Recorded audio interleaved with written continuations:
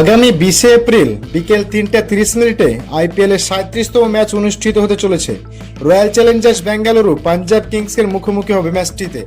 মহারাজা যদবেন্দ্র সিং আন্তর্জাতিক cricket stadium ছত্তিশগড়ে অনুষ্ঠিত হতে যাচ্ছে ম্যাচটি। তো এই ম্যাচে কোন দল জিততে পারে সেটাই আপনাদের সামনে আলোচনা করব এবং এই মাঠে কোন দলের পারফরমেন্স কেমন সেটাও আপনাদের সামনে তুলে ধরবো। তাই ভিডিওটি সম্পূর্ণ দেখুন, আর ভিডিওটি যদি ভালো লেগে থাকে তাহলে ভিডিওটি লাইক করে চ্যানেলটি সাবস্ক্রাইব করবেন। তো বন্ধুরা, আইপিএল এর 18তম আসরের প্রত্যেকটা দল শক্তিশালীভাবে নিজেদের দল গঠন করে শিরোপা জয়ের লক্ষ্যে মাঠে নামছে। মহারাজা যদবেন্দ্র সিং আন্তর্জাতিক ক্রিকেট স্টেডিয়াম মাঠে এই দুই দলের যদি লাস্ট 10 ম্যাচের তুলনা করি তাহলে পাঞ্জাব কিংস এই মাঠে লাস্ট 8টি ম্যাচ খেলেছে এবং তারা 37% ম্যাচ জিতেছে।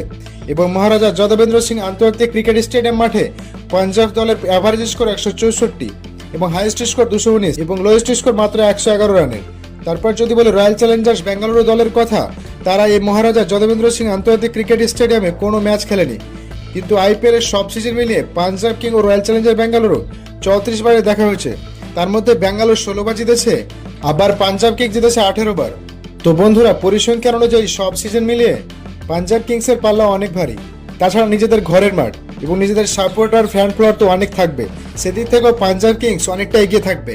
আবার এই মাঠে পাঞ্জাব কিংস আইপিএল এর 18 সিজনের 2টি ম্যাচ খেলেছে। প্রথমটি রাজস্থানের বিরুদ্ধে, যেখানে পাঞ্জাব কিংস হারের শিকার হয়েছিল, কিন্তু দ্বিতীয় ম্যাচে কলকাতার বিরুদ্ধে একটা লোয়েস্ট টোটাল ডিফেন্ড করেছে, মাত্র 111 রানের কলকাতার বিরুদ্ধে ডিফেন্ড করেছিল। প্রথমটি হাই স্কোরিং ম্যাচ হয়েছিল, আবার দ্বিতীয়তে লোয়েস্ট টোটাল হয়েছিল।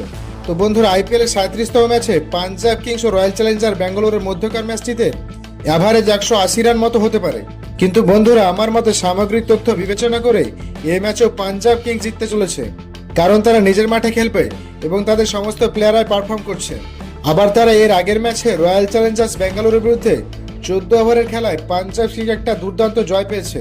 ওই ম্যাচে রয়্যাল চ্যালেঞ্জার্স বেঙ্গালুরু তাদের নিজের মাঠে পাঞ্জাব কিংসের বিরুদ্ধে হারের শিকার হয়েছিল।